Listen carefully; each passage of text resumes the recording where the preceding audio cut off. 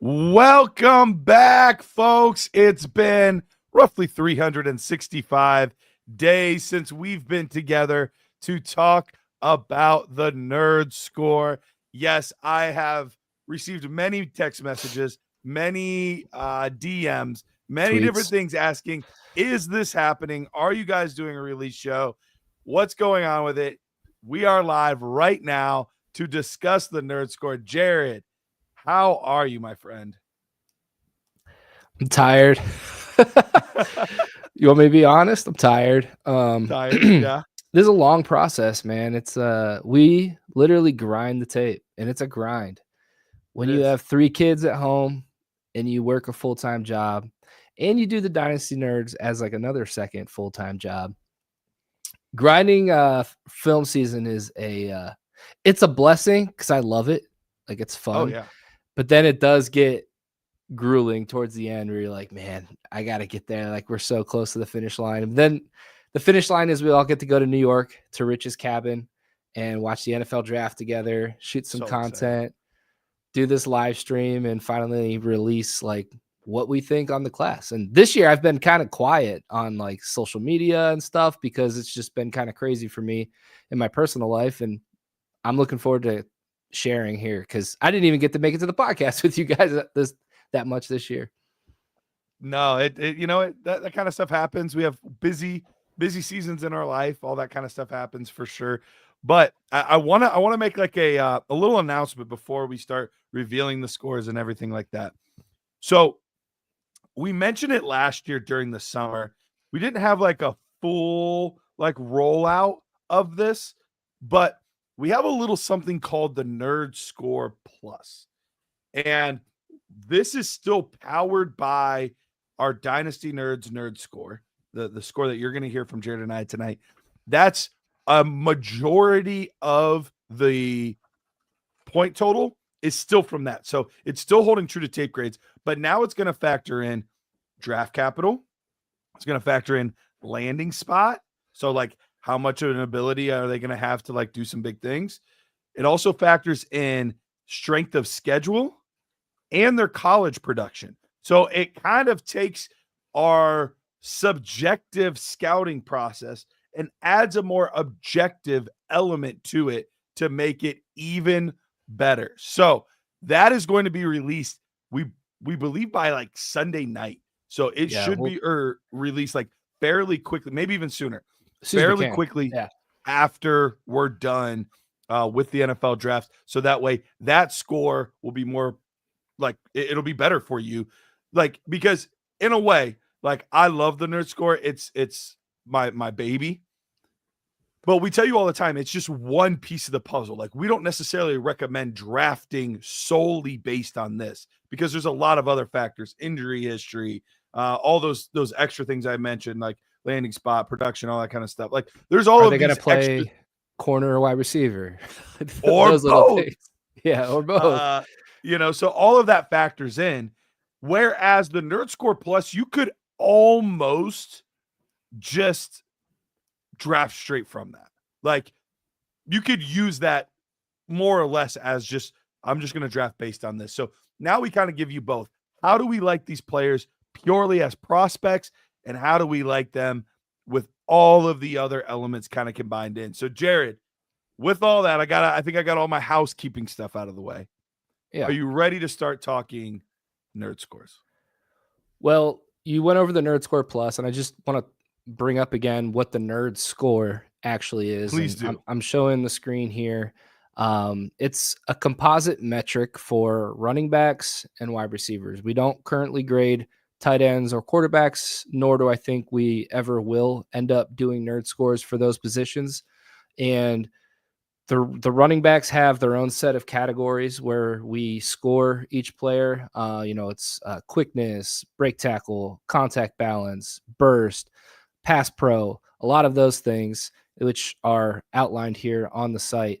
I don't want to show you 2025 yet, but you can see the wide receiver categories here: route running, release, hands. So we grade these from 1 to 10, and it comes out with a weighted average or a composite metric. And we have a breakdown on the right here of when their score is finally said and done, what can you expect from these guys? So it kind of just paints a picture from a talent standpoint, tape standpoint, like who these players are. So when you go in your rookie drafts and you see guys that we have scored around a 70 to 75 going in the first round, that might make you pause a little bit. Like, oh, I don't know. Dynasty Nerd says that their tape score is this, and you might not want to reach for a guy like that, or vice versa. You're in a second round and a guy's dropping or has low ADP, but we have them ranked pretty highly on their tape score. You might be able to get some value. So a nice tool to have in the tool belt. Absolutely. And even looking through that, I'm like, man, we might need to update that slightly because honestly, Yeah, we might. If they're like below like a 63, they're probably not worth owning. So we might have to be a little more stringent on our grading scale there. But anyway, with all that said, let's start off with running backs here. Jared, who is our number 10 running back for the NerdScore this year? Dun dun dun. Devin Neal, 72.1. Devin Neal. All right. Tell me what you like about Devin Neal. Do you feel good? Because this is averaging out Jared and I. Where did you have him specifically versus where he kind of ended up in our composite? Yeah, so he finished at RB12 for me in my NerdScore individually, but he's in like a huge tier of guys that finished with like 71.8 through 71. And that's like Ollie Gordon, RJ Harvey, Taj Brooks, Damian Martinez, Jordan James, Dylan Samson. Like these guys are all kind of mashed up into like one big tier right here. So Devin Neal, I mean, I think he's a solid back, and that's really the way I would describe him. Like he can do pretty much everything pretty solidly. I don't think his ceiling is very high, but I think he has a pretty good floor where he's going to be able to come in, probably be a handcuff in an offense. And should he get some opportunity, I think he'll be able to produce in an NFL offense. Like he can catch passes, he can make you miss. He has good vision. He doesn't have like elite speed or burst or anything like that, which I think that's what caps him is athleticism overall. But Devin Neal's really solid. What do you think? Yeah, so it's really interesting because he's our number 10 running back, NerdScore wise, but he didn't actually crack the top 10 for either one of us. So Jared and I have a very similar top 5-ish, almost identical. But then our and even I would say really just top 5. And then after that, our 6 through 15 is all over the place on how we feel about players. So you can have supreme confidence in our top end guys, but it does get a little bit crazy. So I ended up with a 72.7 on him. And I think you summed him up very well. Very solid back. He's truly the definition of master or a jack of all trades, master of none. That's really what Devin Neal is. There's not one area of his game where you're like, he's severely lacking here. But there's also not any area of his game where you're like, he is special, elite in this specific category. It's just all the way through solid, good number, solid, good number. There's a lot of 6s and 7s and things like. Oh, did you just give a little sneak peek?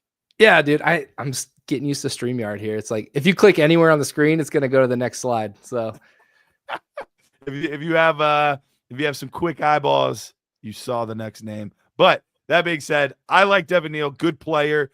I don't think he's a special talent, but given the right system, given the right opportunity, he is more than capable of producing at an NFL level. So it is not at all it would not surprise me if next year we're like, man, can you believe that Devin Neal got on with the team and for the last 8 games of the season, he was running back 19? No, that doesn't surprise me at all. That makes a lot of sense. So Devin Neal, good player, not special. Who we got at 9, J-Wack? Dylan Samson. All right, so Dylan Samson is one of the players. We have a receiver that we see very, very differently. But at running back, we see Dylan Samson a little bit differently. And I know that you are you like Devin Neal, but you're just kind of lukewarm on him, right? Dylan Sampson? Yeah. You said Devin Neal. Oh, my Yeah. bad. Dylan Sampson. I mean, he's my RB9 in my score personally. And I think I just looked. I think he's your RB5. Correct me if I'm wrong. 6. 6. Okay. Yeah. So for me, he scored a 71.8. And I think the biggest thing for me holding him back was just his overall break tackle ability and his physicality. I mean, he's a smaller back, and there are some other guys here in this class that I would rather have more because I think they just fit the NFL game a little better. Now, have we seen smaller guys be productive in the NFL as of late? Yeah, Bucky Irving, Devin Achan, and I really liked Achan coming out. I really liked Bucky Irving coming out. He was my RB5 last year, and I think those guys both had much better contact balance than what I saw from Dylan Sampson. Now, I think Dylan Sampson could have a role at the next level because he's extremely quick. Like, he can make you miss. He's got that jitterbug in his game. I think he can catch passes. He's actually pretty good in pass pro as well for his stature. So I don't hate the guy. I'm just a little lower on him than you. Yeah, so I gave him a 73.83. So you can see he kind of fell right in the middle of us there. Obviously, all these guys are going to fall right in the middle of us. Rich. I yeah, know you love Samson. Yeah, he loves Dylan Sampson. I think he has him running back 5. I have him running back 6 in NerdScore. I loved what he did between the tackles for a guy that is a little bit undersized. I thought his feet married his eyes very well. He was a nice patient runner, but when he found the hole, he was slow too, but quick through. I really, really liked what I saw out of him. I understand your concerns about the physicality and the power, but we have a lot of guys in the game right now that offer little to no physicality or power that are still putting up very good fantasy football numbers. HN does not put up great physicality or power. Chase Brown does not put up great physicality or power. Even the RB1 last year, Jahmyr Gibbs, I think he does it fine, but I don't think like he's moving a pile. I don't think he's a guy that's like, trucking dudes. And so he's just got a little bit different way that he plays, but I still think he will be able to operate between the tackles at the next level. But then where he could really make his hay is if he can get a role where he's also catching some passes. We know he's got good long speed and he can do some things like that. So I like Dylan Sampson. I get your hesitation though. I don't want to say I'm not as high as Rich, but I definitely think of the two of us, nobody ever is. All right, number 8. Kyle Manungai. Now, I'm going to start here because this is a scenario where the NerdScore and the NerdScore Plus are going to look very different. Remember, this is truly just our tape scores. Do I think Kyle Manungai is going to have a higher draft capital than some of these guys that are behind him? No, I don't think so. Do I think he's going to be a better pass catcher than some of these guys? No, I do not believe so. But if you're going strictly on how well he does as a running back on tape with all of the categories, with running between the tackles, his vision, his power, his ability to do a lot of different things, I think that's there. I think for the next level though, he is probably going to, in my actual rankings, be a little bit lower. So I love the way he plays. I gave him a 72.85. He is running back 10 for me. Where did he end up for you? 72.9, exactly what the average is. So we were right on with each so we're other. Almost identical. Yeah. And which these scores are rounded up a little bit. So, but man, I love Manungai's tape, dude. Like that, he's a guy that's really fun to watch. And when you watch Rutgers, they can't throw the ball at all last year. So these defenses knew who was getting the ball. It was Kyle Manungai. And he's just like a battery ram, just keeps coming and coming. And his burst at initial contact, man, is special. Like, I really love the way he's able to explode into the hole, hit you with power, get his pads down low, and keep his feet and keep going forward. Like, there's not a lot of guys that can do that. There are a couple in this class: Scataboo, Genty, and Munningai. Like, those three have some of the best contact balance in this whole class, and this whole class happens to have some really good guys as far as contact balance goes. Yeah. So, like you said, we'll see what the draft capital looks like. I'm not afraid to say, like, I could see him going late day 2. Like, I think he's that good of a running back that will be better probably in the NFL than he was in college, because he's going to have more help. Yep. Yeah. My biggest concern for fantasy football purposes is, will he get a receiving workload? And I think that's the thing that could hold him back potentially. Is He checked the box for me. Like, I didn't think he was fighting the football or anything. No, he's not somebody that's incapable. I just don't know if he'll be used that way. No, Maybe. I don't think he will. Yeah, and I think he's that's not a the weapon out of the backfield like a Gibbs, or no, not at all.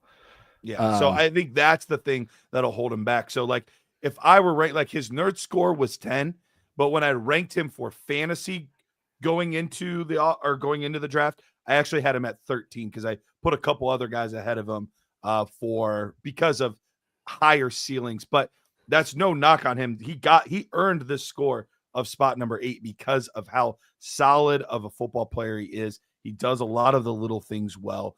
He is just ferocious when he attacks defenders. Like, he is going to fight, claw, scratch, kick, punch, bite, whatever he's got to do to, like, get a couple extra inches. And that goes a long way. So I love Kyle Monungai as a football player. I do have my concerns for fantasy. All right, let's move on. The guy we have at 7. Ooh, Bayshaw Tootin. Jared, I know you and I are in a Devy league, and we have a guy that drafted him in our Devy league, and we only have a few spots, so it's a pretty shallow Devy league. Yeah. And Jared and I, like, kind of, we puff our chests out a little bit as the guys, like, we know Devy, we know these prospects. Somebody drafted him, and we were like, who is that? We literally did. I texted Chad, I was like, who'd you take? Like, I know everyone, Yeah. We were shocked. So what did you see on tape? Because I know you really liked this kid's tape. You were really impressed when you walked away watching him. Yeah, I liked him. I didn't love him. But I did think he showed some upside. What I didn't like, I'll start with what I didn't like. He put the ball on the ground a lot, so he's going to need to clean that up. He fumbles the ball. I think he had 9 fumbles I have here since 2023. Only 2 resulted in turnovers, but still put the ball on the ground.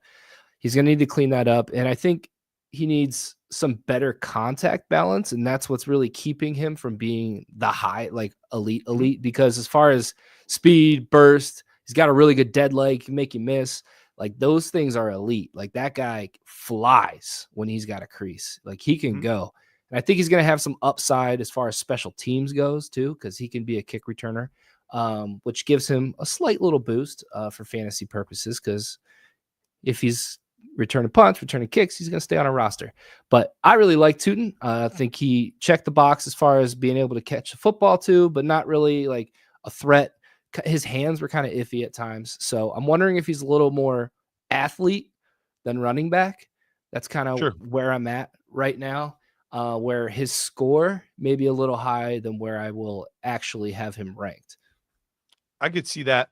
The ceiling is crazy with this kid. And that's I think I think that's the thing that's the most exciting is, for me, especially if I'm in pick 2, 4, 2, 5 or later in my draft, all of a sudden I couldn't care less about the floor anymore. Like, I really couldn't. I'm going, where is the ceiling? And that's what this kid has. Yeah, there's some limitations as far as, like, his vision's just okay. He's not going to break a ton of tackles. His contact balance is fine. But like all of those things are like meh. And honestly, like even like for as fast as he is, he's not as quick as he is fast. And so he really falls into the one cut and go. Like one cut and He'd go. be And great in like he a fits Shanahan offense. exactly. He's a lot like a Raheem Zone scheme. Mostert. Yeah. Like you give him an outside zone, let him use that game-breaking speed.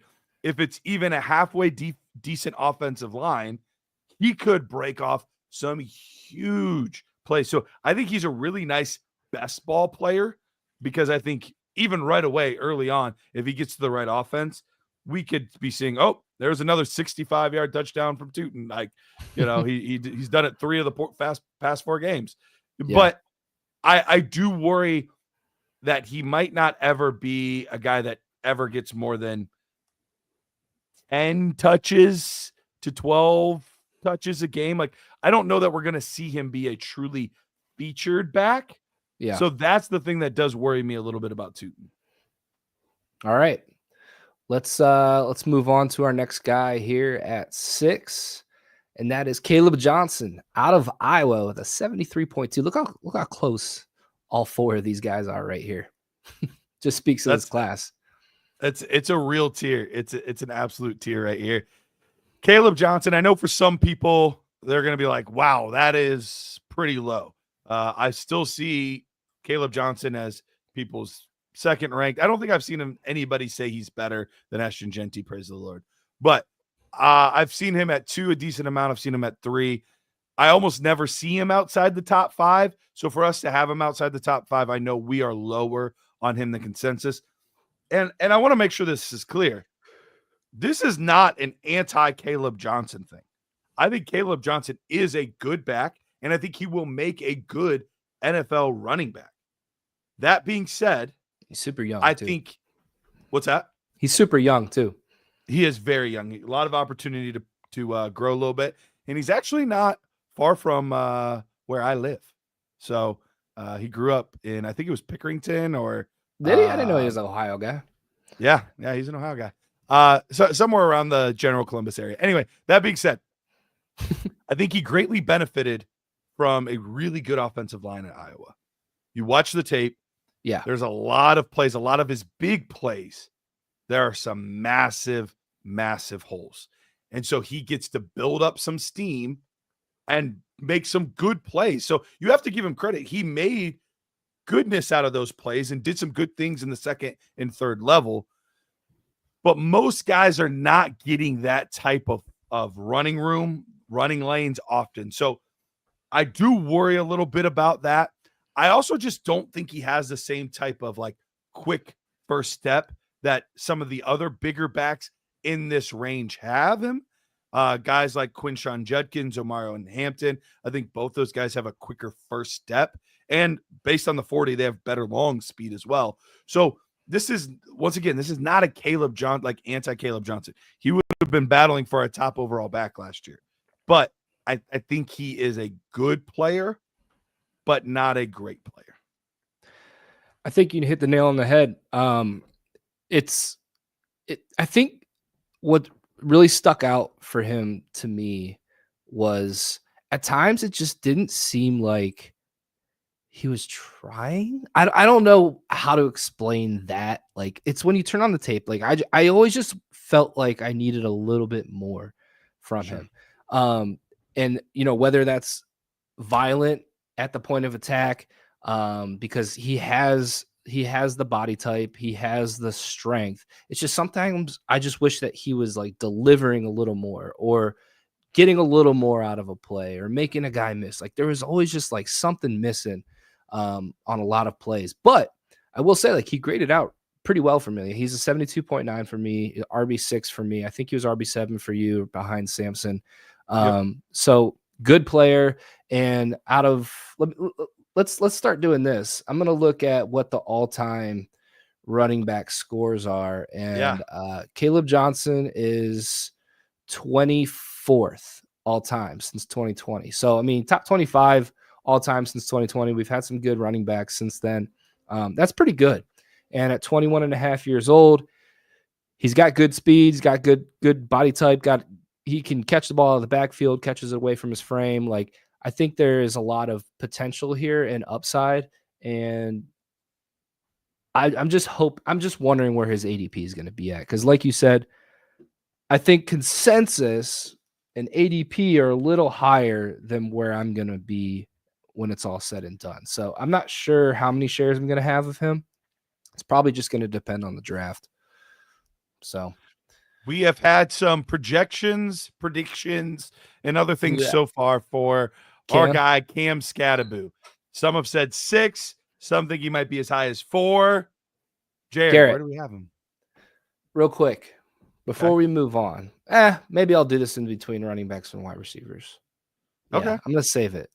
Save it. Okay. We got a spot in a league with Garret and I that I'm going to talk about in between running back and wide receivers. So, all right, let's keep it going here. All right, number 5. Who do we have, Jared? The Boo. Cam. The Boo. What? Cam Scataboo, my boy. The funny thing is, literally today, where we had a funeral, and afterward we're at this like sports bar with a lot of my family members, and for some reason they're playing old like games from last season, and it happened to be an Arizona State game, and I looked up and I saw Cam up there, and I was like, oh, that's my boo. And Denise was like, what? And I was like, and then she was like, oh, it's football. Like, that's funny. Then you said that today. Yep. So literally I said the same thing today. Cam Scataboo, talking about some all-time rankings. He came in at number 19 all-time for us, kind of in his own mini tier here. He got a 74.29. We rounded it to 74.3. Really, really solid score. Now, this is another guy that is extremely, extremely controversial. Part of the reason I know that is, well, Tristan's always talking about him and how much he hates him. But that being said, that makes me like him more. So the funny thing is, Peter can attest to this. He's also in the chat. Anytime we post anything about Cam Scataboo on TikTok, instant 100,000 views. Like, and the comments are always, man, this guy sucks. Have fun in the XFL. And then the next comments, this guy's a baller. He really sees the field really well. Like, people are so split on Cam. So, Jared, tell us why you think he could be a legit baller at the next level. He's just a dog, man. Like, he's a guy that's going to punch you in the mouth again and again and again and again and again and again. And he's going to keep coming at you, and you're going to try to take him down, but he's going to keep his feet, and then he's going to hit the next guy and bounce off those collisions. Like, his contact balance is right behind Ashton Genty. And Ashton Genty, I think, is the first guy I've given a 10 in contact balance. And so he's a 9.5. Like that, that statistic or that metric, I guess, or category, that has heavy weight in our NerdScore. And his ability to break tackles and catch the ball out of the backfield, like, he can do pretty much everything except run fast. Like he can do everything except for run. And he needs to work on his pass pro a little bit, I will say. But he does. I don't know what's not to like when you watch the film. Obviously, the haters and Tristan don't either know what they're. I'm just kidding, Tristan. But you gotta love him. Like, I don't understand where the hate comes from. I really don't get it. Here's the nice part. He's got the size, the adequate size you want, about 220 pounds. He's got, for not being fast, he's got really, really quick feet. Like, really quick. Like, you see often makes guys miss on his first step in the backfield because there was constant penetration in that backfield. Arizona State had one of the worst run blocking offensive lines in college football last year. So, like, there was a lot there. Tristan, stop comping him just to wait, guys. Yeah. But that being said, the thing that puts it over the top for me is his pass catching ability. Mhm. He is a very natural pass catcher. You saw him out there running legitimate routes He's a weapon and out of the making backfield. plays after the catch. And that's the thing. Like when you look at his running style, you're like, oh man, he'll be a good first and second down grinder. Yeah, we'll put him in the Martinez, the Manon guy type of category. And then you watch him in the receiving game, you're like, oh shoot, he's up there with Travion, he's up there with LeQuint, he's up there with these pass catchers. So like that's the thing, is he can do both so well. That is a recipe for fantasy goodness. If a team takes him on day 2, which I am 99.9% sure he's a day 2 guy. Like, I would be shocked if he fell to round 4. I would say there's almost a better chance he's taken at the end of round 2 than he is at the beginning of round 4. Like, yeah. I just don't see it. So I can't wait. Assuming that's the case, how could you not like a guy that is physical between the tackles and passes or catches pass as well? Like, I just don't know what there is not to like, other than, well, we're not going to be getting a lot of 80-yard touchdown runs. Like that's it. Yeah. Dude, you know how on the podcast we always say like pass fail on can he catch passes or not? I feel like we should have another level of that as like pass fail or fail pass weapon. Because like there's a difference between being able to catch passes out of the backfield and then being a weapon. And absolutely. Scataboo, he's not the fastest or he doesn't have the most burst, but he can make you miss in a phone book. Like he's got some quick twitch to him, and he can catch it over his shoulder. Like you know, we talked about him enough. We love him, Scataboo. I wish his score was higher, but his score is the score. High enough. Like I feel like I might rank him higher than what his score is, and you know what kept him down in our scores was just mainly the athleticism things. Yeah, so, it was the speed and acceleration. That was the main thing. So, and fair, it's justified. He's not a burner, but not a burner. What it is. A couple of you guys mentioned this. Yeah, please, if you're here right now, we've got 100 something of you guys watching, 124 watching just on YouTube alone. I know there's a lot more on Twitter and things like that. If you can, go ahead and like it for us. We greatly appreciate that. That always helps things out. T-Was asked you to, and if T-Was says you should, then you definitely should. All right. Now we get into what we consider the big 4. This is kind of like another new tier. Cam Scataboo gets his own little mini tier there. Yep. Now we've kind of stepped up to the big dogs. Like these are guys that we think could potentially be like game changers for your fantasy football team. Yep. Let's do it. Number 4. Quinn, Sean, Judkins, running back out of Ohio State, also Ole Miss. And I think sometimes people want to just talk about his Ohio State tape, which is fine. We like to rely most heavily on the final season tape. But that being said, if you go back and watch his tape from his freshman year, like he was doing this as a kid. Like he was doing this as a child in the SEC. In the SEC, some of the best defensive players in the country putting up 1,500 some yards. Like this kid has been doing it from day one. The contact balance is absolutely there. And I was kind of hoping that he would have skipped the combine or would have just ran like okay, because he got so many knocks from people because of the national championship game, him getting chased down by that DB. And people are like, well, now I question his athleticism and his long speed. And, you know, I don't know if he's truly the athlete. Dude, that DB runs a 4.3, and it took him 70 yards to chase him down. Like, let's chill out here a little bit. Yeah, like, he's a home run hitter. Absolutely. He ran a 4.48 at 224. Like, this dude is huge. TJC, I'm glad you asked, because some might say, well, he's only number 4 in the class. That's not very good. Jared, tell the folks where a 76.7 ranks all time over 6 years of us doing this. Where does that rank? 6 all time. Number 6. Number 6. That's, guys, we have had so many classes. So you're telling me the top 4 running backs in this class rank inside our top 6. 2/3 of the top 6 are in this year's class. Guys, that is special.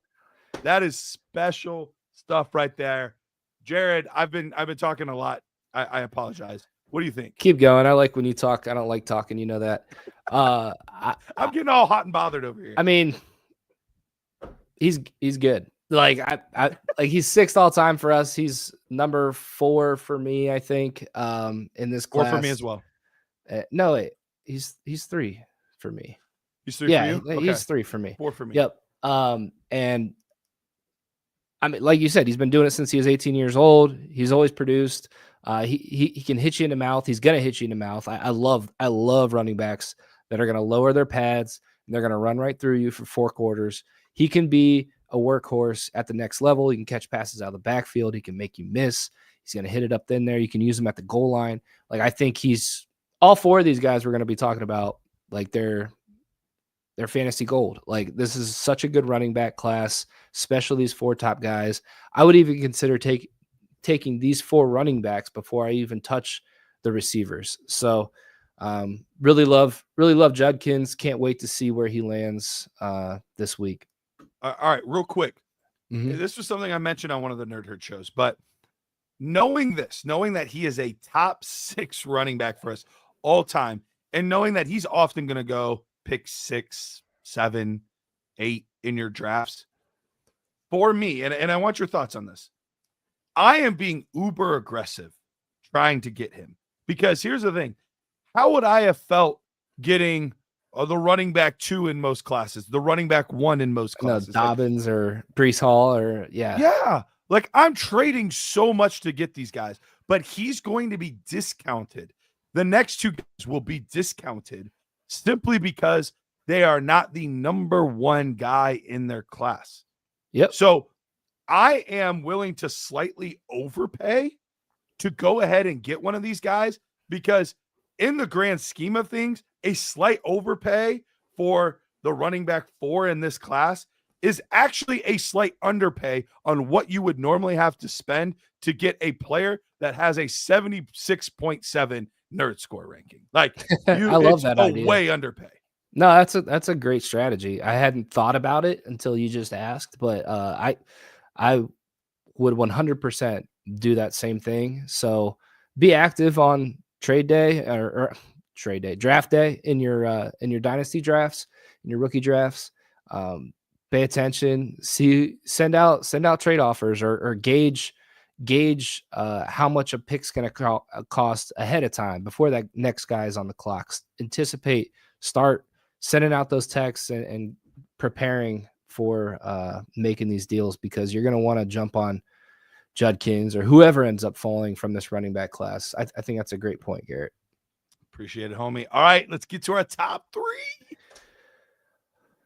Woo! Omarion Hampton, 76.9. It's a massive score. We should just reveal the top 3. I mean, you guys know who's won. So yeah, you guys know who's won. So just put the top 3.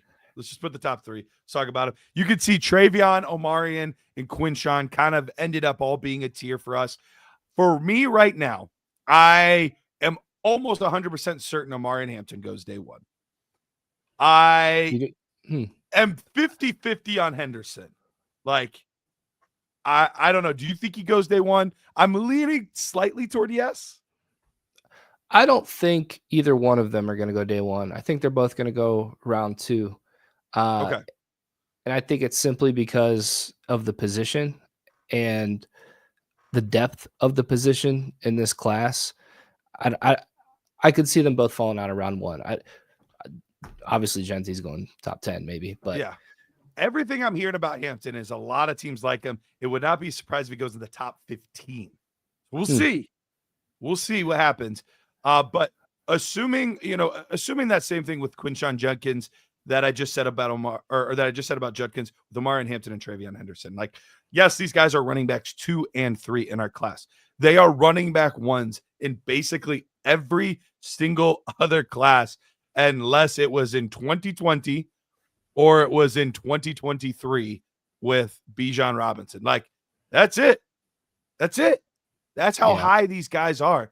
And here's the other names inside of the top. We'll just even say top 12. So all time, we have Bijan Robinson, Ashton Genty, Travion Henderson, Najee Harris, Omarion Hampton, Quinshawn Judkins, J.K. Dobbins, Breece Hall, Javonte Williams, Jahmyr Gibbs. That's our top 11 right there. 12 would be DeAndre Swift. The only guys in there that are even like meh would have been Javonte and J.K. And we know those were mostly because of injuries. We saw what J.K. Dobbins did this year after an ACL tear and an Achilles tear. And I think the story is still out on Javonte. We'll see. I don't have the highest of hopes. Don't get me wrong. He's not the same player he was before the injury. It was a good landing spot. We'll see. But all of that being said, I mean, these other names on here, Jonathan Taylor, Jahmyr Gibbs, Bijan Robinson, Najee, Breece Hall, like all of these guys have put up numbers for your fantasy football team. So yeah, it's a great top tier to be in. And we're saying these players are deserving of that.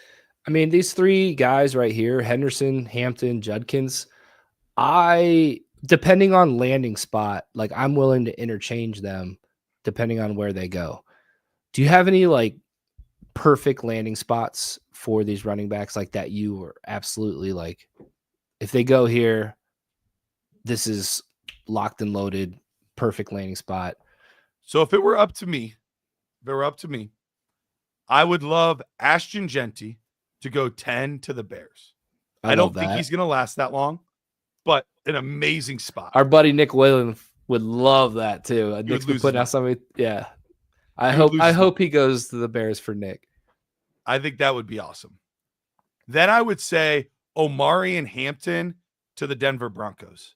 I would love to see him in a Broncos uniform. I think he's a good pass catcher as well. I think Sean Payton would have a field day with him. Travion Henderson, I would love for him to go to the Washington Commanders. I think that would be an insane weapon for Jaden Daniels. And you could give him more of a Jahmyr Gibbs type role, maybe with like a little bit heavier workload. But since you have a Brian Robinson there, he could take 8 or so carries a game of like the between the tackles grinder stuff and leave another 10 to 15 rush attempts plus whatever he's going to get through the air for like some of the big play opportunities for Travion Henderson. So I'd really like him there. And TJC, you're right. Judkins, Pittsburgh. I would really like Quinshawn Judkins in Pittsburgh, but I would like him even a little bit more in Cleveland, if I'm being honest. But yeah, I'm not going to be too picky. So I think there's a lot of good landing spots. And there's even other places that we haven't talked about. Somebody could go to the Chiefs, and it would be really, really exciting. Somebody could go to – what's that? Money guy, because Pacheco. Yeah, go with his buddy Pacheco. Yeah. I don't even think we really have to go in on these guys that much. Like by this point, you guys should probably have a good idea of like Ashton Genty, Travion Henderson, Hampton. But I mean, Garrett, do you want to go through a short breakdown on them? Like I think the numbers speak for Ashton themselves. Genty, he's the number 2 prospect that we've had all time at running back. He's a special talent. 10 contact balance. Even with these other guys, like you could see his number is still in its own tier. Like he's not even in the same tier with these other running backs that are also top 6 guys. So that just shows how much Bijan and Ashton Genty have kind of separated themselves from all the other running backs that have been drafted recently. Like they're kind of in a separate stratosphere at this point than all the other guys. So they're pretty special. Travion, he's a home run hitter. Like he's a home run waiting to happen at all times. Great in pass pro too. So it's pretty freaking special. Brian, how do these guys compare to last year? If it helps, we would have had, let's see, Brooks 1, at 5. 2.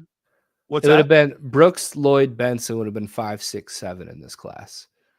Yeah, so they wouldn't have had a single running back crack the top 5.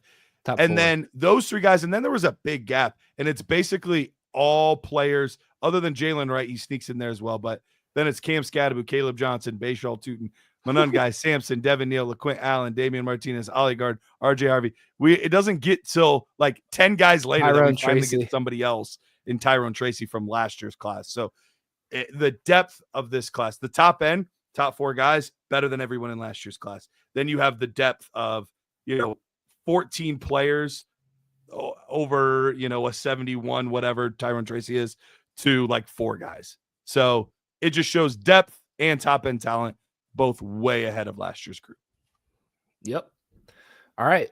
Let's move on here. But before we do, oh yeah, give the little plug. We actually have 2 available spots in our Talkin' Dynasty leagues.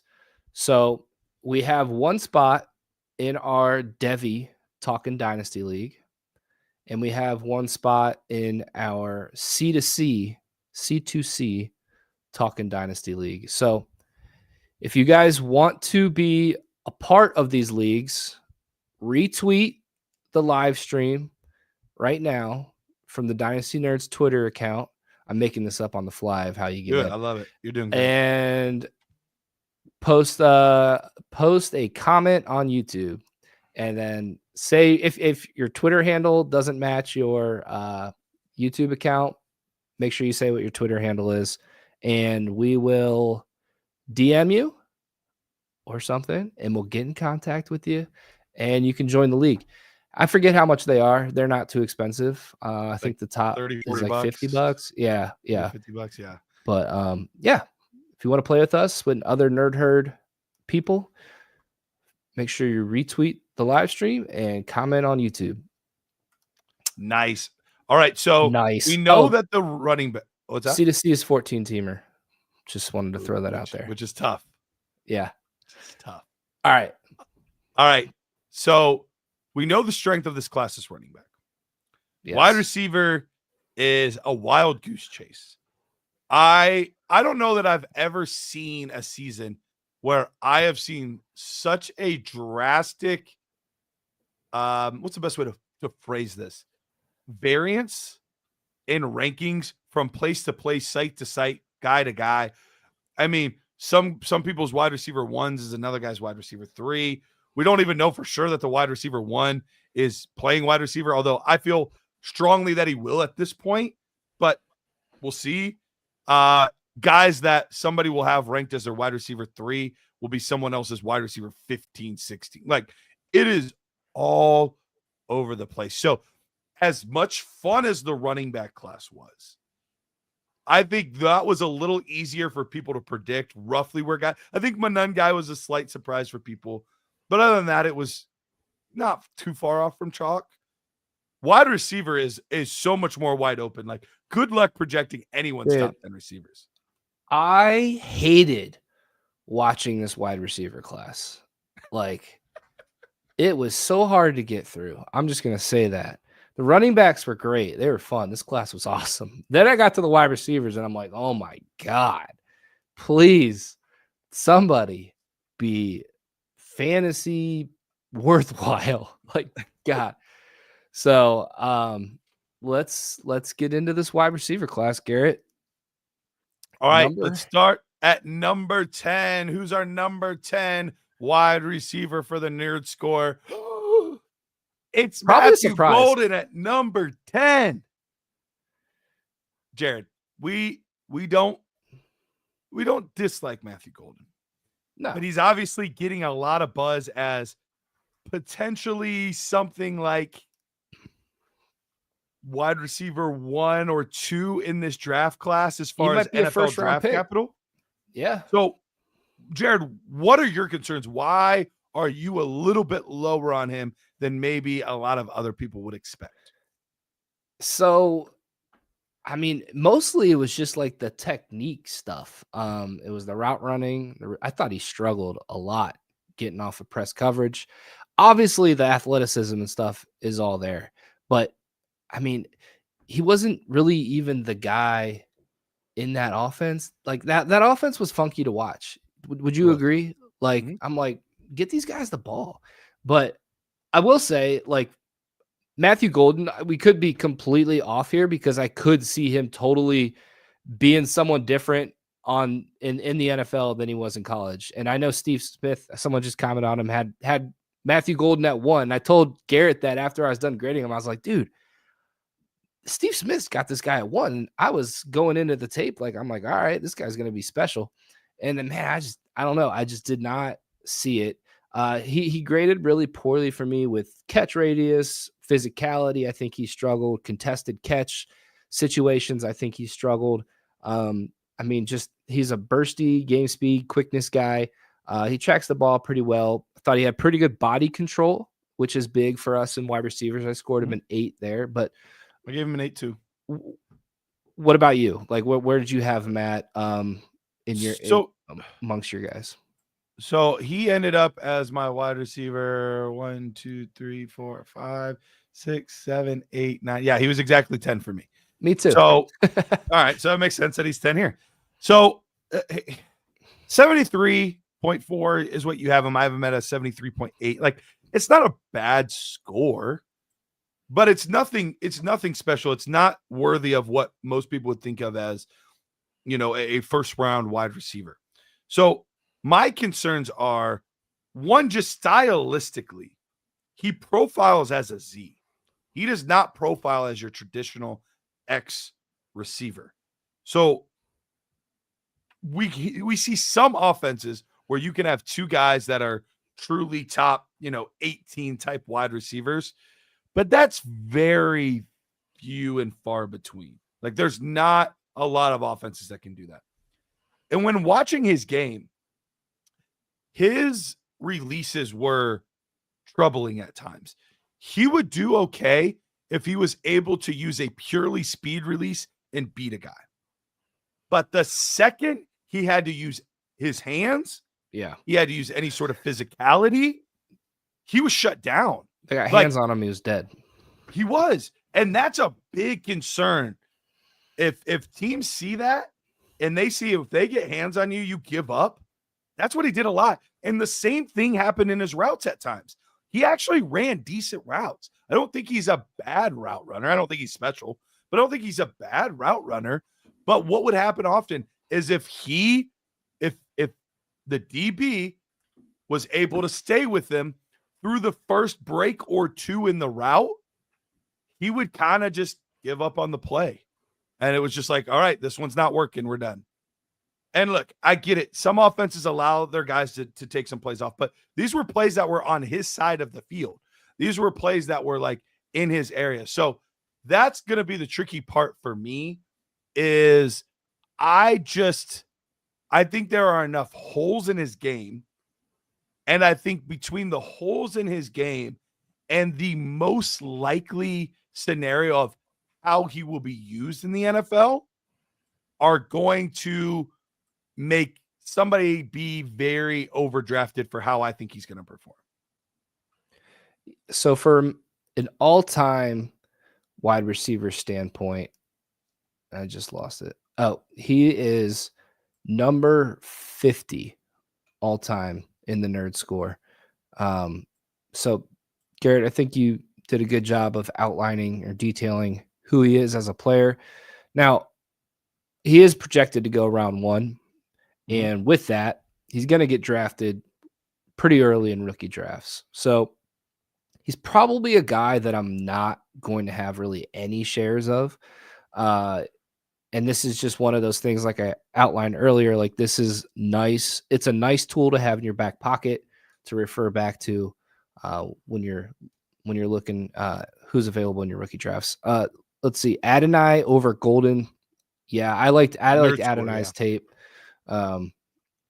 much more than Golden. Adonai was a 77.7 for us. Michael asked, are we even drafting Golden? If he's wide receiver 10, I feel like that's a little low. I don't have my rankings with me currently, but I would think he was around 6 or 7, in my opinion. So it's not that he's undraftable, but You're right. Chances are he's just never going to be available in the range that I'm willing to take him. If he's available at 2.3, 2.4, maybe I'll take a shot. And even maybe even at 1.21 or 2.2, simply because he's a first round receiver. But right now, I just can't see myself drafting him in the first round of my rookie drafts. I just can't. Yeah. All right, let's move on to number 9.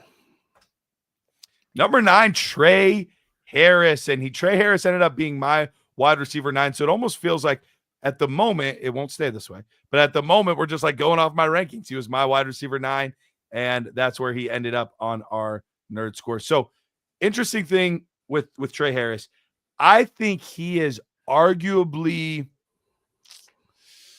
the biggest boom bust, maybe tied with one other guy we're going to get to in sooner than people are going to like. He's a very boom bust prospect.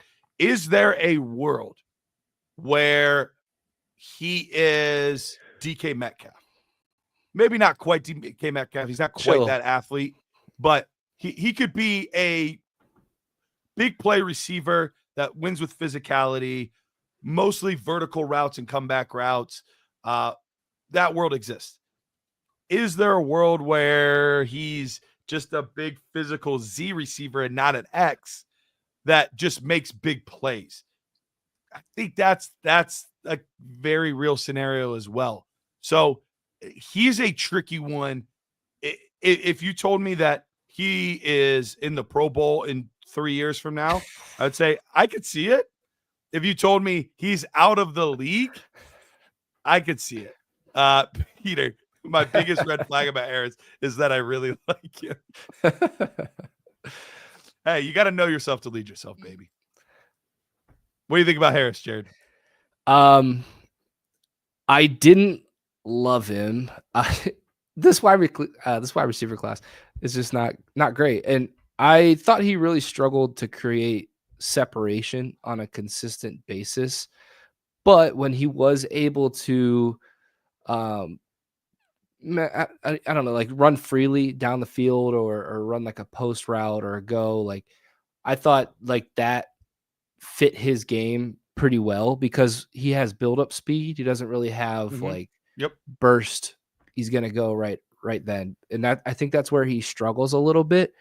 And I don't think he's good enough at the catch point to be like a guy that you can just kind of throw it up to or throw back shoulder and think he's really going to be able to adjust and make a ton of great plays for you. Like I see him more as like a wide receiver 2 in an offense, and I just struggle to see how he's going to find volume at the next level to be super fantasy like relevant other than a flex option. That's kind of how I see him. I think his route trees was pretty limited in college. Very limited. Yeah. There's a lot of ceiling here, but man, that floor is low. Yeah. Let's see. All right. Before we do our next two guys are actually tied. And for optics, I feel like we almost should have listed the 8 guy at 7, even though they're tied, just because I know what we're about to hear. So we probably should have done that since they're tied just to make it look a little better. But give us our next 2, Jared. Are they really tied though? Let's see. Yeah. Because the exact same score, 73.66. Oh yeah. Yeah, we should have flipped it. Literally tied. Just for optics sake. Maybe on the website we'll flip it. Oh, there it is. Luther Burden.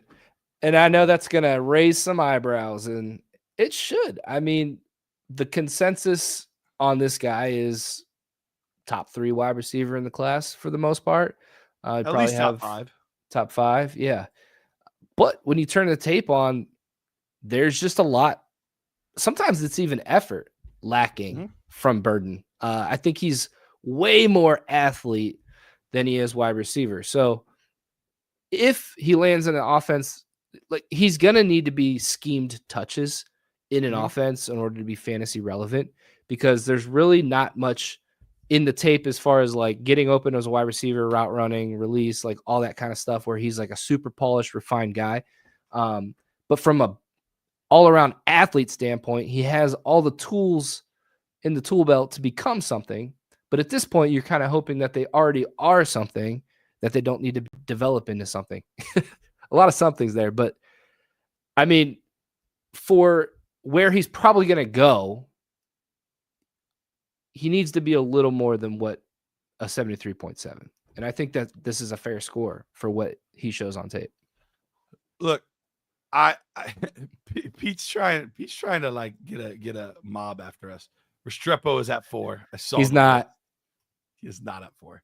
All right. So look, Burden has the skills. Like the raw, unpolished skills of Luther Burden are up there with any player in the class. But you're having to make a lot of projections to say that he is going to be a good route runner. He didn't show it on tape. And partly that was Missouri's fault because so many of his plays were screens. And part of it's Luther Burden's fault because half the time he didn't give enough effort on the route for us to really see if he was a good route runner or not. When you see him with the ball in his hands, you see that the movement skills are there. It's not always a one-to-one translation, though. And so that's going to be a tricky part. He's another one where if you told me he had prime Deebo Samuel numbers in a couple of years, I'd be like, that is definitely within the range of outcomes. Absolutely. That's the comp. But if you could also tell me, dang it, he ended up being Jalen Reagor. Like, and that's who his tape reminded me the most of. That's what scared me. That's what you guys said on the podcast, right? What's that? That's what you guys said on the podcast, right? I remember I wasn't there. Yeah.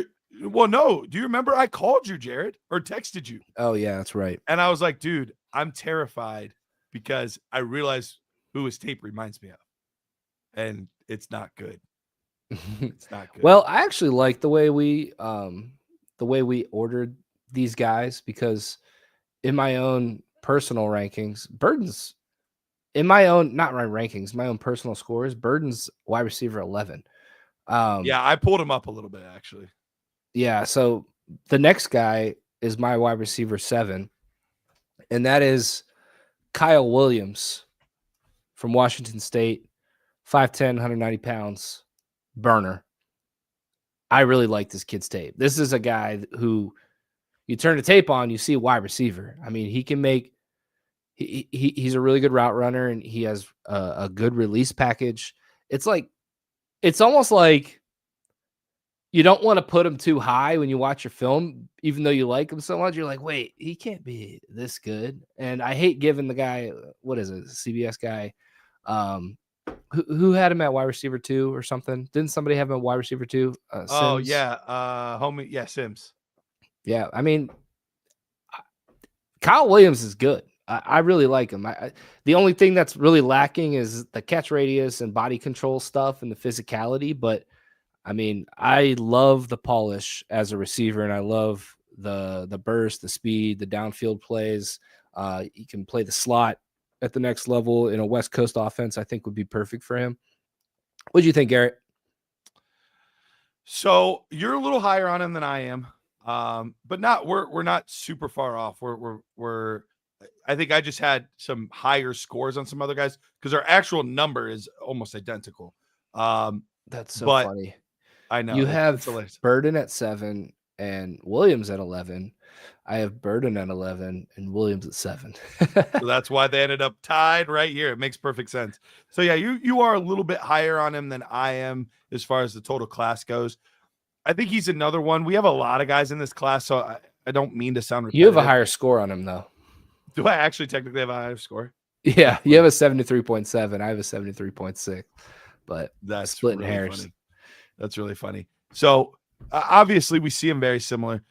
The reason that he's behind a couple other guys for me is I do worry about his hands. He got better. He got better in 2024 compared to what he had in 2023. And so I think that helps some things. He's another one that I do think profiles as like a Z. I just don't see a scenario where he's the number one option in a team's offense. He's a more like vertical threat, take the top off the defense, which is not a bad thing. And it's awesome. It's awesome. But it doesn't help us outside of like best ball. I thought he was pretty good, like in the short game too, with like catching passes and then making a play, like making a guy miss. Yeah, or screen a passes. tackle, like, yeah, screens and stuff. Yeah. So, I mean, I thought he could do all levels of the field where he can beat you deep, but he can also catch passes. I really think like he would be really good in a slot role in a West Coast offense where they're 1, 2, 3 balls out, and he can catch and go do something with it. But yeah, I wouldn't be surprised. I think Kyle Williams, I will have a lot of shares of, because I think he's probably day 3, high day 3, maybe late day 2 guy. I could see him day 2. Okay. I could see him day 2. It wouldn't be What's up, Keith? too surprising. Yeah. Wouldn't be too surprising if he did. But we'll see. He could fall to day 3. All right. Appreciate that, Gerald. He said he's all in on the Nerds this year. He's listening to the Nerds because his first rookie draft, he drafted QJ at 107 in 2023. So we're here to help you out this time. Yeah, we were very low. And look, we have misses. Don't get us wrong. We have our share of misses, but there's a certain profile that he and Treylon Burks neatly fall into. Savion Williams falls into that same kind of category this year. Is these like big athletic guys that don't have great ball skills. It's. I will say, so Peter earlier said Ricky Pierce all at a 73.4. Do you think there's a chance that we see a lot of these wide receivers potentially go higher than we think in the NFL draft? Probably. I will say traditionally, like just going back, we've done better at projecting running back than we have at wide receiver. Not saying our wide receivers have been bad, but we have done a better job with our nerd scores of hitting on running back than wide receiver. And I think that just lends to the fact that when you watch wide receivers on tape in college, it's so much different than what they're going to be asked to do in the NFL because these offenses are so much different. Now, when you watch a running back, what you see on tape in college is pretty similar to what you're going to see in the NFL. So it's a lot easier to project from a tape standpoint. But wide receiver, it can be, you kind of have to project potential into that, and that can be difficult when you're just grading solely on tape for the nerd scores. So that's why the nerd score plus, it's probably going to be better at wide receiver. I would think. We've only done it 1 year, but I don't know. Garrett, we'll have to run that. But Dalton crushed his first couple drafts. JSN at 106 and then Bowers at 110. Woo, that's pretty nice. TJC, wide receivers are dependent a lot more on other players. It's another good running point. backs get the ball directly. Absolutely. Yep. Absolutely. All right. Let's go to number 6 here, Garrett. All right. Number 6, Jaden Higgins. Jared, I'm going to let you take the lead on this because I like Jaden Higgins, but you came away like you were messaging me like, dude, Jaden Higgins is actually really freaking good. So I'm going to let you take the lead. I did not say that. Yes, you did. Bro, I'm going to go find it. You are all I'm surprised you don't have a poster on your wall right now.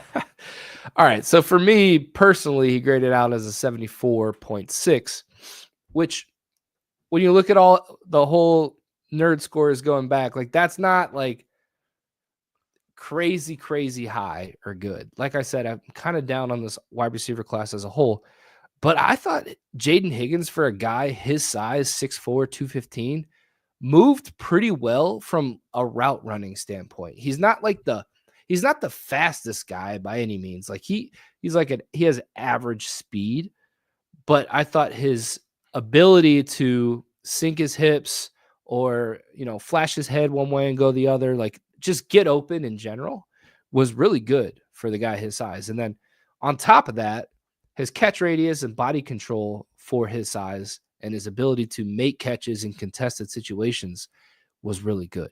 So I liked him quite a bit. So I'm really interested to see which quarterback he ends up with or which offense he lands in the NFL draft, because he's either going to move down my rankings or up my rankings quite a bit, depending on that. Because if he's going to be a guy in the offense, then I think he can be the guy in an offense, I should say. That's what I'm trying to say. Garrett, take the mic from me, please. No, you're good. I struggled a little bit with his releases. I didn't love them off the line. I thought for somebody so big that he would be a little bit better at like hand fighting and things like that. But you're right. I mean, when you look at his route running, very solid for a guy his size. Really good hands. Actually tied for 3 players I gave a 9 to. He was one of those 3 players. Catch radius is just ridiculous for him. He's not going to give you almost anything after the draft or after the catch. That's just not his game at all. He's going to catch and maybe he gets a couple yards, and it's going to be more of the Mike Evans style of things in that sense. But there's definitely ceiling. The hard part for me with Higgins is it seems like that breed of player is dying. Like we see fewer and fewer of them in the NFL every year. So I worry about his style of game. Can he, unless he has first round draft capital, which there's a rumor that I've heard a couple places that he could absolutely sneak into the end of the first round. I've seen it mocked other places where he's a 3rd rounder. So I am really curious to see how this is going to go. Dukester, we're working on it, man. We thought things were going to be ready to go. Just not yet. Part of development. We're doing the best we can. It's really close. Just really close. Look at that. Time for some nerd Warzone with the boys. That's right. This guy knows what he's talking about. It'll be out before your rookie drafts begin on Monday. At least if it's not, I'm gonna bash some skulls. But it will be. We're all gonna be together this weekend. We won't let him sleep until working our ass off. So that's right. All right. Next guy on the list. Next guy. We're in the top 5 now. Jalen Royals. Now, this is probably like the biggest surprise name up here. But man, we both kind of turned on his tape and we were like, is there anything that we strongly dislike about this guy? And not only did we not find anything we strongly dislike, at least in my rankings, I don't know where he came out for you, but like everything was like 7, 8, 7.5, 8.5, 7, 8, like just all really good numbers across the board. Solid speed. He's got the good size, good hands, does some yards after the catch stuff. Like, I don't know. I really liked his all-around game. He's another one, though, where I'm really curious, what is the draft capital going to be? Because I could see a world where it's like with the 53rd pick off the board, the, Denver Broncos select Jalen Royals. And we're like, yeah, this is awesome. I don't think they have the 53rd pick, but you get the point. But I could also see like him being like the name that we're all like, how did this guy fall to day 3? Like, why is he still on the board? So like, there's a lot of variance here. I'm really curious to see. And like Rich just mentioned a little bit ago, like that's why we've developed the NerdScore Plus to kind of help balance some of those things out. Because once again, a reminder, this is not our ranking of the player. This is simply like, it's not factoring in anything other than how good was his tape in our opinion. That's it. That's all this is. Yep. Jared, what do you think about Royals?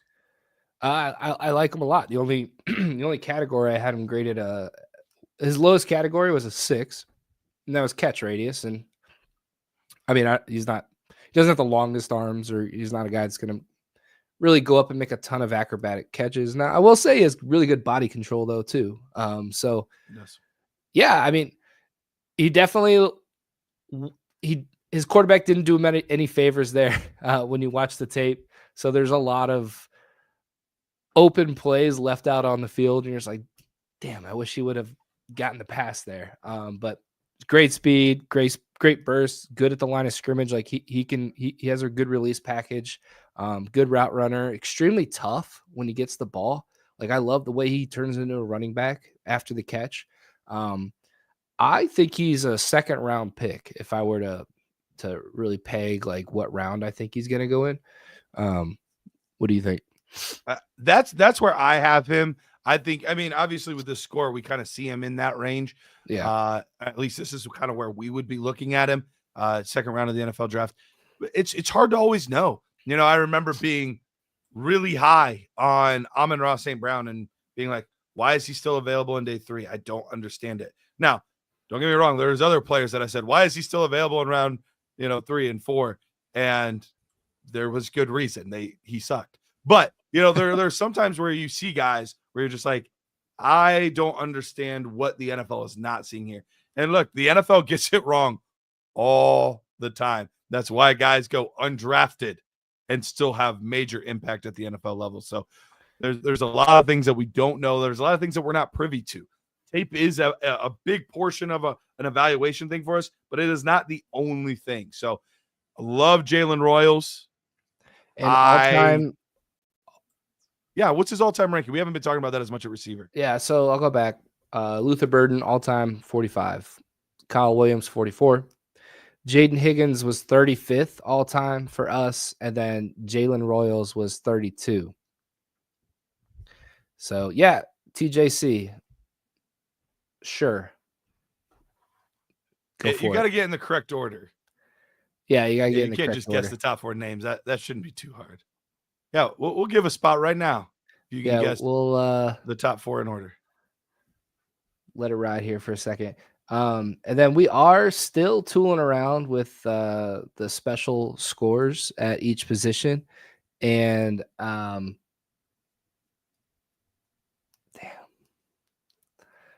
I think he just missed it, right? Oh, did he get it? Wait. No, he did not. He did not get it. Nope. You have mine perfectly. You have mine. So we can go over these after, but we've got an explosion score, ball skills score, apex score, and separation score, and spectacular catch score. So yeah, we'll go into that a little bit after here. But all right. Next guy on the list, tied with Royals, is Jalen Noel. Is it Noel? I thought it was Noel. No, I don't know. I think it's spelled like Noel. It is spelled like Noel, and everybody was saying that, but I think everyone has switched and realized that. I think it's Noel. Damn it. Sorry, Noel. Go ahead, Garrett. All right, so Jalen Noel, wide receiver, Iowa State. Jared, you texted me. This is another guy you texted me about when you were watching tape. And you're like, dude, I really like this kid. And I was like, I don't know. I don't know if you listened to the Herd show that week, but Rich and I, especially, I don't think Matt was quite as high. He liked him, but not as much as Rich and I. We were all in. All in. We watched this kid and we're like, I don't know that I've actually watched a player that consistently plays with the same game speed that this kid plays with. He is fast. Dude. And he it reminds me of Russell Westbrook. Chris Paul would always vary his speed and stuff like that. Noel's like, nah, I'm good. I'm just going to go 1,000,000 miles an hour all the time. And good luck keeping up with me. I loved his tape. I thought he had sometimes a little bit inconsistent hands, but you would see him make some spectacular catches at times too. But as far as quickness, the movement skills, what he's able to do after the catch, the body control, all of that is exactly what you want out of a guy that could really elevate into being an elite slot receiver. I agree. I think he's great. I love the body control to mix with that speed and burst. That's hard to find a guy that can do that. So, yeah, I like him a lot. I have him as my wide receiver 5. Yep, my wide receiver 5. So, pretty good. All-time score for him or all-time rank for him in NerdScore history is 31. So he's back to back there with Jalen Royals. So that just shows you, though, our top 4 guys. We'll even say our fifth guy, Cam Scataboo. He was 19. Our 4th guy at receiver is what would you say Noel's at? 31st. So that just kind of shows you It's This a wide much receiver- stronger running back class than wide receiver class. Yeah.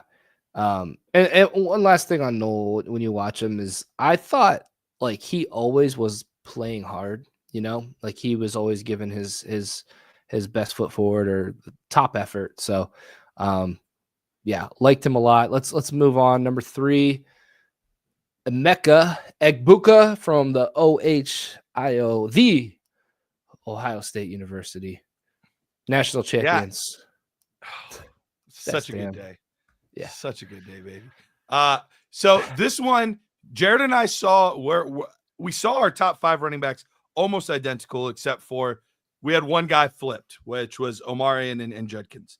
This time we have the opposite, where I have the Ohio State guy a little bit higher than Jared does.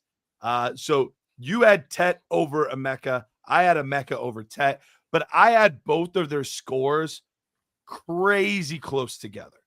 Crazy close together. In fact, it's 0.2 of a point apart in my grade. Yours was a little bit wider, which ended up being the thing that put Tet McMillan over top of Emeka Egbuka. So what did you see, though? Because I know this is not an anti-Emeka Egbuka. And in fact, you had a comp that we talked about on the podcast, and you didn't even realize it. I know. We have a group chat for the podcast group, and I said, man, Emeka Egbuka, like he kind of reminds me of Amon-Ra St. Brown. And I guess you had mentioned that on the podcast. Yep. I didn't even realize that. But yeah, I mean, if he's good, I think he should play the slot in the NFL. I mean, that's mainly where he's best out of and where he played most out of at Ohio State. But I think where we differed the most on him, I had him at a 6 for Yak, and then you had him at a 7.5. So, I mean, if I were to change that to your score, we're pretty much right in line with, or you're still a little higher, but that would move him up to wide receiver 2 in our ranking. So I don't know. I just didn't see that dynamic playmaking ability after the catch. Like I didn't think he was great at making people miss. I didn't think he's overly bursty or fast, but super refined. I've heard he's an excellent teammate, like great locker room guy, can get open. You can just tell that his football IQ is very high, doesn't drop many passes. So he's just a super reliable guy that's going to come in, and I think he'd be able to catch 5 or 6 balls a game from the slot and be a consistent fantasy producer where he has a really high floor. Yeah, nope, absolutely. I in total agreement with you there. The thing I like about him, and I know you said you think he's best out of the slot, which I agree. I think that would be his best spot. But you could put him at any one of the 3, and I think he could succeed. Mm-hmm. Like that's the nice part about his game. We've seen him play a little bit all over the place at Ohio State, and he's succeeded everywhere he's gone. Yeah, he hasn't put up the monster numbers, but he was also with one of the best, actually the highest wide receiver we've ever graded in Marvin Harrison Jr. and Jeremiah Smith, who will probably break that score when it's time for us to scout him. He's just a true freak of nature. So, he played with a lot of other very, very good prospects, but does all the little things right. And that's the thing. In fantasy football, especially if you're playing in PPR leagues, those safe floor guys, and I think the league FFB is right here, like the safe floor guys are actually low-key high ceiling guys. Because if you're able to be a volume receiver at the next level, like that's why Amon-Ra is so good. It's not because he's putting up ridiculous touchdown numbers. It's not because he's putting up ridiculous yardage numbers. It's because he's putting up ridiculous catch numbers. And that's the kind of thing that can really propel you to that next level in fantasy football. And that's what Emeka Egbuka can do. So really interested in him. He also reminds me a lot of his teammate JSN. They're very similar type of players. So really interested to see what he does at the next level. So, Jared, our top 2 guys. Who do we got? Tet and Travis Hunter. Gonna just release them both. Yeah. Look, you had to have guessed if Tet McMillan's 2. You're like, okay, they're counting Travis Hunter as a wide receiver. Because otherwise you're like, man, they really love Ty Felton. Like, or like you had to have guessed it. I like So, Ty Felton. I didn't hate him. I didn't mind him either. Or like they are the biggest Isaiah Bond fans of all time. No, it's Travis Hunter and Tet McMillan, Emeka Buka. We see they kind of have their own tier. Jalen Noel, or see now I'm doing it. Noel and Royals. They have, yeah, you got me stuck with it. Those two guys, similar tier. But Travis Hunter is really in his own tier. So before we get to Travis Hunter, let's talk about Tet McMillan. What did you see? What was enough for you to put him slightly ahead of Emeka Buka? It wasn't even that I put him there. It's just how they fell when I graded them. Because the score is what the score is. I don't get to move them per se. Now I can like bump scores here and there or adjustments to my grades, but I don't like to do that for where they slot in rankings wise. I try not to pay attention to that. But I mean, everyone knows Tet McMillan is fantastic at the catch point. I mean, he's one of the best, I would say one of the best like contested catcher, body control receivers that I've created, but I could see the floor slipping out from this guy and him falling out and not really becoming an alpha or true wide receiver one in an offense. I think he's good enough to have somewhat of a floor as like a wide receiver too, but where you're going to have to draft him, he's going to have to be a wide receiver one for you. If you're going to take him as high as, top 6 in a rookie draft. So I said it earlier and I'll say it again. Like I am spending early picks on running backs. I'm not willing to pass up a Judkins or maybe even Scataboo, dude, depending on where he goes. But for a Tet McMillan, I liked him. He scored very high, 75.7 for me personally. He's my wide receiver too. But there are some route running and release things that I was hoping to see more of that he really needs to clean up and get better at if he's going to be an alpha wide receiver one at the next level for fantasy purposes. And I think that's the thing that worries me a little bit too. I only gave him a 5 for release.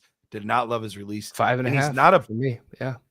So if he's not great at his release, he's not got great acceleration. He doesn't have great acceleration. That was terrible grammar. He doesn't have amazing acceleration. Then you're going to have to win as a strider, a long strider downfield, because that's the only way that he's going to separate, because he's a fine route runner, but nothing special. He's not able to sink his hips on all the routes as well as you would like. So that's the thing, is like he has to either win as a long strider on deep plays, which we know those don't happen nearly as often at the NFL level, especially a guy like him, or you got to win consistently as a contested catch guy. And I think that's the hardest part, is can he consistently win as a contested catch guy? And is a team willing to throw the ball to him all the time as a contested catch guy? There are some quarterbacks that are willing to throw more 50-50 balls than others, where there are other quarterbacks that, no, I need to see you open to throw the ball. Like, so that's going to be the tricky part, is where does he land? How does that team view it? So Emeka Buka and Tet McMillan, where did these two guys rank all time on our NerdScore? So Tet cracked the top 25. He's 24th all time. And then Travis Hunter cracked the top 10. So 8th all time. I said Emeka Buka. You jumped ahead. Oh, my bad. Egbuka was 25. So okay, he also cracked the top 25. But all right. So with Emeka Buka, Tet McMillan, we like them. They're good players. But in only a 6-year sample size, to not even have either one of those guys in the top 20, you feel good about them, but not great, not special.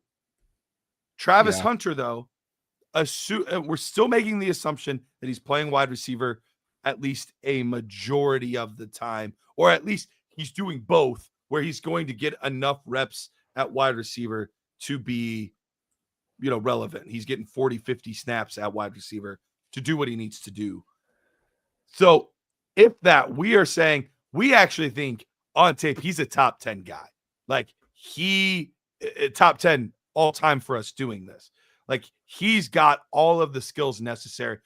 honestly, my sheet is littered with 8s and 9s. Littered with 8s and 9s. The only area I had to knock him a little bit because I'm grading tape was honestly, it was route running. And yeah. That was it. And honestly, it's not that I don't think he couldn't be a good route runner. I think part of it is due to him spending a lot of time at DB. And I think the other aspect of it is just like some guys, it just takes a little bit of time to refine that area of their game. But he has all of the skills needed to have the movement skills to be a good route runner at the next level. So if I were to have given him like a 7 instead of a 5.5, based on more of a projection of what he could be, now his score is ridiculous. So for what it's worth, that was really the only thing holding him back. Trista said, I'm going to look good in a Travis Hunter jersey. I said I would buy a t-shirt, a Colorado Buffs t-shirt. Although if I'm allowed to get away with buying a Browns jersey of Travis Hunter instead, now I like that even more because now I don't have to buy a Buffs thing. Book your hotel room. He's cheap. All right. So Travis Hunter had the best body control grade we've ever given. And body control, if you've been listening for a long time about listening on breaking down the NerdScore and like what categories attribute more to fantasy success from the wide receiver position, body control is number one. And he has a composite 97.5 in body control. I mean, this dude is just a unicorn. And it's unfortunate that he's so good at cornerback too, because it makes the decision for fantasy football purposes very hard for like what we're going to do in our rookie drafts. Like I'm curious, man, because I don't know how I'm going to approach it. And I'm not sure I will know until I'm on the clock. And it depends like how far because everyone's thinking this. I'm not alone. Like, is he going to play more wide receiver, corner? Is he going to just do both evenly? I don't know. And it's going to depend on the team that drafts him. And are they going to tell us? Do you think it's the Browns? Probably at not. This point? How likely do you think it's the Browns? 99.9%. Yeah. That's where I'm at. So, I mean, he's going to go to the Browns. They seem to say they see him as a receiver first, but they're open to him playing both, right?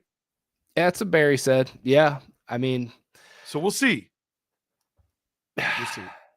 I know. And we got Denzel Ward still, and we got Newsome. So don't necessarily need him there, but he's better than. Yeah. All right, Rich. Okay.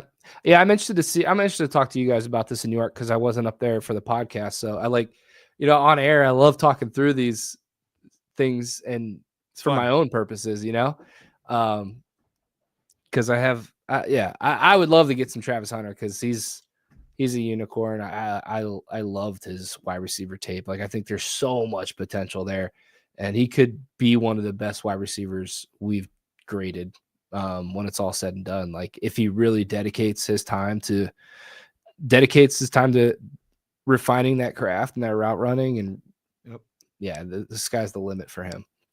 So couple housekeeping things that I want to take care of as we wrap up here. If you are a Nerd Herd member, not just these top 10s and not just their total score, but all of the details on their release, their route running, all that kind of stuff it's all live now, right, Jared? Yep. So if you head to the website, all of it's there right now. You can see all of the numbers, how they break down, and we'll have the NerdScore Plus added to that before your drafts start on Monday. So all of that will be there. Also, we've had as many as 160 of you just at one time on YouTube. So we've had a lot of people viewing tonight, which we greatly appreciate. Little quick plug.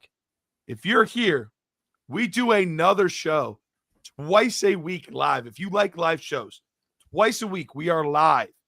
Sometimes I'm with the great legendary Rich Dotson.